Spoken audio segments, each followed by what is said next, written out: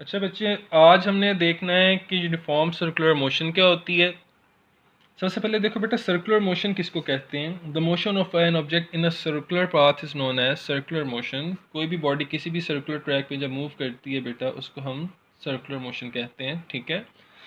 अच्छा बेटा, अब सर्कुलर मोशन में जब कोई भी बॉडी मूव करती है तो उसको सर्कुलर मोशन में मेंटेन रखने के लिए जो फोर्स रिक्वायर्ड होती है उसको हम सेंट्रीपिटल फोर्स कहते हैं। ठीक है। तो सेंट्रीपिटल फोर्स क्या होती है? Centripetal force is a force that keeps a body to move in a circle. ऐसी फोर्स होती है जो कि किसी भी बॉडी को सर्कुलर ट्रैक में मूव रखने में मदद देती है। ठीक है।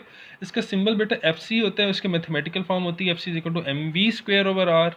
ये एक वेक्टर क्वांटिटी होती है, और चूंकि बेटा ये फोर्स है तो फोर्स की कोई भी टाइप हो तो उसका एसआई यूनिट हमेशा न्यूटन ही होता है। ठीक है। अब बेटा अगर हम इसको डिटेल देखते हैं कि सेंट्रीपिटल फोर्स का सर्कुलर मोशन के साथ क्या रिलेशन है। ठीक है। सबसे पहले देखो बेटा, एज्यूम करो कि मेरे पास एक अदद स्टोन है,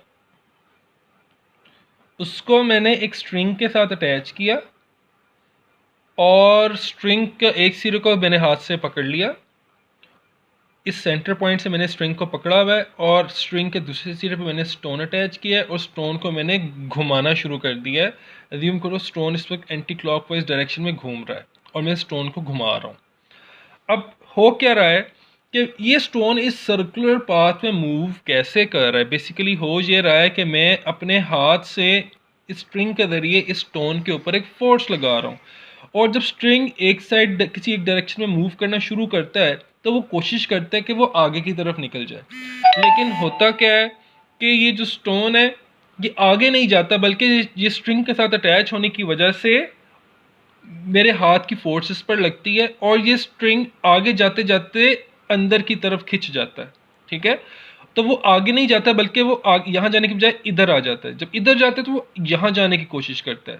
जब यहाँ जाने की कोशिश करता है तो अगेन आगे जाने की बजाय इस पॉइंट पर आता है। वो आगे नहीं जाता बल्कि इस पॉइंट पर आता है, क्योंकि इस पॉइंट पर जो स्ट्रिंग की वजह से की मदद से मैं इसको अपनी तरफ सेंटर की तरफ खींच रहा हूँ जहाँ पर मैंने इसको पकड़ा हुआ है।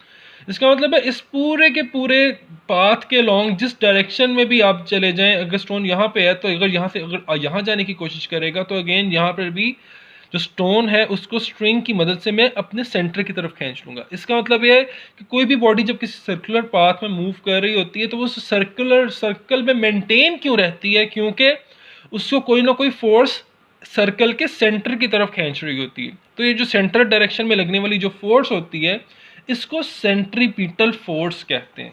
ठीक है। तो इस केस में स्टोन और स्ट्रिंग के केस में स्ट्रिंग की मदद से मेरा हाथ फोर्स लगा रहा है जो कि स्टोन को सेंटर की तरफ खींच रहा है। ठीक है। अब बेटा ये जो फोर्स होती है इसकी डायरेक्शन होती है सेंटर की तरफ, और आपको पता है जिस तरफ फोर्स की डायरेक्शन लगती है हमेशा जहां पर फोर्स लगे वहां पर एक्सेलरेशन भी मौजूद होती है। तो सेंट्रीपिटल फोर्स की मदद से जो एक्सेलरेशन प्रोड्यूस होती है उसको बेटा सेंट्रीपिटल एक्सेलरेशन कहते हैं, जिसको एसी से रिप्रेजेंट किया जाता है। इसको क्या बोलते हैं बेटा? Centripetal acceleration. अब आपको पता है बेटा, मैंने आपको बताया था जिस तरफ फोर्स की डायरेक्शन होती है एक्सेलरेशन की डायरेक्शन भी उसी तरफ होती है। इसका मतलब है अगर फोर्स की direction towards the centre of the circle है तो सेंट्रीपिटल एक्सेलरेशन की डायरेक्शन भी हमेशा towards the centre of the circle होगी। अब एक बात आप सोच रहे होंगे कि यहाँ पर तो जो वो वेलोसिटी है, वेलोसिटी की डायरेक्शन तो इस तरफ है, तो एक्सेलरेशन की डायरेक्शन इस तरफ क्यों है? तो बेटा यहाँ पे गौर से देखो, असल में हमें पता है कि एक्सेलरेशन जब हम फाइंड करते होते हैं तो एक्सेलरेशन का फॉर्मूला होता है change in velocity over time. ठीक है। तो जो डायरेक्शन डेल्टा वी की होती है वही एक्सेलरेशन की डायरेक्शन होती है। ठीक है। अब बेटा इधर देखो, अब गौर से देखो, इस पॉइंट पे एज्यूम करो कि एक सर्कुलर पाथ पे बॉडी मूव कर रही है। अब सर्कुलर पाथ में हर पॉइंट पे अगर मैंने बॉडी की वेलोसिटी देखनी है तो मुझे पता है जो वेलोसिटी होती है एक वेक्टर क्वांटिटी है, और वेक्टर क्वांटिटी स्ट्रेट लाइन में एक्ट करती है। लेकिन यहाँ पर तो सर्कुलर ट्रैक है, तो अब हम क्या करें? तो इसके लिए बेटा हम क्या करते होते हैं, हम इस सर्कुलर ट्रैक को छोटे छोटे हिस्सों में डिवाइड कर देते हैं और एज्यूम करते हैं कि हर छोटे ट्रैक में जो जो डायरेक्शन है बॉडी की वो सेम है। यानी कि अगर इस ट्रैक में इस तरफ डायरेक्शन है तो इस ट्रैक में इस तरफ डायरेक्शन है, फिर आगे इस तरफ डायरेक्शन है, इस तरफ डायरेक्शन है। ठीक है। तो हम इक्वल पार्ट्स में इसको डिवाइड कर लेते हैं। अब मैं कोई से दो पार्ट्स, ये और ये एज्यूम करो, ये पार्ट है, बी पार्ट है, इन दो पार्ट्स को मैं एज्यूम कर रहा हूँ। तो पार्ट ए के अंदर जो वेलोसिटी की डायरेक्शन है बेटा वो क्या होगी, वो एज्यूम करो वो इस तरफ है, और पार्ट बी में वेलोसिटी की डायरेक्शन किस तरफ है बेटा, वो कुछ इस तरफ है। ठीक है, ये पार्ट ए की डायरेक्शन, ये पार्ट बी की डायरेक्शन है। पार्ट बी ये बहुत इस तरफ मूव कर रही है, तो ये पार्ट बी वाली वेलोसिटी पहले आ रही है, ए वाली बाद में आ रही है।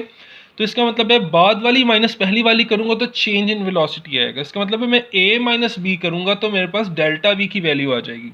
तो वेक्टर ए माइनस बी करूंगा, वेक्टर ए और बी जो बना है वेलोसिटी के वेक्टर्स हैं, यहाँ पे मैं इसको वी ए वी बी कह देता हूँ, या वी ए और वी बी बना है, इनको मैं सब्ट्रैक्ट करूंगा तो डेल्टा वी की डायरेक्शन मेरे पास आ जाएगी। अब गौर से देखो बेटा, यहाँ पर मेरे पास ए और बी है। अब मैं इनके सबसे पहले इनकी टेल्स ज्वाइन करता हूँ। ये मेरे पास बेटा वेक्टर वी बी आ गया, और ये बेटा मेरे पास वेक्टर वी ए आ गया। ठीक है, अब मैंने इनकी टेल्स को ज्वाइन की तो बाद वाली के हेड से पहले वाली के हेड तक जो वेक्टर बनेगा वो क्या बनेगा, वो डेल्टा वी बनेगा। तो बाद वाली वी बी के हेड से वी ए के हेड की तरफ जो डायरेक्शन है वो क्या है, ये डेल्टा वी की डायरेक्शन है। तो यहाँ से आप देख सकते हैं कि जो डेल्टा वी की डायरेक्शन, अगर मैं इनको सब्ट्रैक्ट करूँ तो डेल्टा वी की डायरेक्शन सेंटर की तरफ ही बन रही है। इसका मतलब है कि एक्सेलरेशन की direction towards the centre of the circle ही होगी। तो यहाँ से बेटा आपको पता चल गया कि डेल्टा वी की डायरेक्शन जो है, इसकी direction towards centre of circle बन रही है। तो यहाँ से आपको पता चला कि एक्सेलरेशन की डायरेक्शन हमेशा इस केस में भी डेल्टा वी की डायरेक्शन की तरफ है, और डेल्टा वी की direction toward the centre of the circle है। That's why acceleration toward the centre है, और फोर्स भी toward the centre of the circle ही लग रही है। ठीक है, डेल्टा वी की डायरेक्शन, एक्सेलरेशन सेंट्रीपिटल एक्सेलरेशन की डायरेक्शन, और सेंट्रीपिटल फोर्स की डायरेक्शन जो है वो सेम डायरेक्शन, इनकी सेम डायरेक्शन है। तो किस तरफ है, टुवर्ड्स सेंटर ऑफ सर्कल है। अच्छा, यहाँ पे बेटा आपको पता चल गया कि डायरेक्शन तो सेम है, इस तरफ है। अब ये जो सेंट्रीपिटल एक्सेलरेशन होती है ना बेटा, यहाँ पे देख लो, सेंट्रीपिटल एक्सेलरेशन, इसका फॉर्मूला होता है V square over R. Centripetal acceleration का फॉर्मूला क्या होता है, वी स्क्वायर ओवर आर। तो अगर मेरे पास फॉर्मूला होता है एफ सी बराबर होता है, हमें पता है ये जो फोर्स है, फोर्स की वजह से एक्सेलरेशन ऐसी पैदा हो रही है, तो उसका अगर बॉडी का मास, यहाँ पे जो मास है उसका, बॉडी है उसका मास m है, तो इसके अंदर according to Newton second law force का फॉर्मूला बन जाएगा F is equal to M A, या फिर F C is equal to M A C. A C की जगह मैं वैल्यू पुट करूँ वी स्क्वायर ओवर आर, तो एफ सी का फॉर्मूला क्या बन जाएगा, m into V square over R. तो ये मेरे पास यहाँ से फॉर्मूला बन गया सेंट्रीपिटल फोर्स का, F C equal to M V square over are.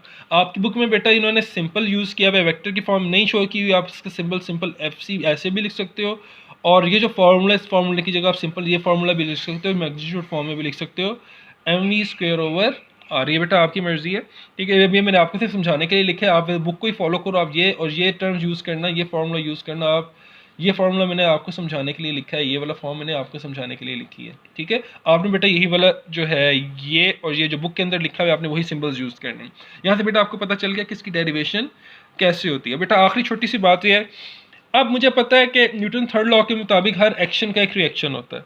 ठीक है, तो सेंट्रीपिटल फोर्स जो कि सेंटर में लग रही है, तो इसके रिएक्शन के तौर पर जब हम हाथ में स्ट्रिंग को घुमाते हैं तो हमारे हाथ पर अगर ये स्ट्रिंग है तो स्ट्रिंग बाहर की तरफ खिंचता है। ठीक है, बाहर की डायरेक्शन, इस डायरेक्शन में बाहर की तरफ खिंचता है।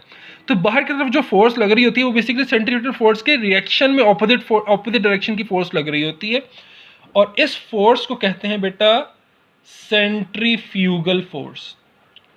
क्या कहते हैं, सेंट्रीफ्यूगल फोर्स। तो बेटा याद रखो, सेंट्रीफ्यूगल फोर्स ऐसी फोर्स होती है दैट इज जिसकी direction is always away from the centre of the circle होती है।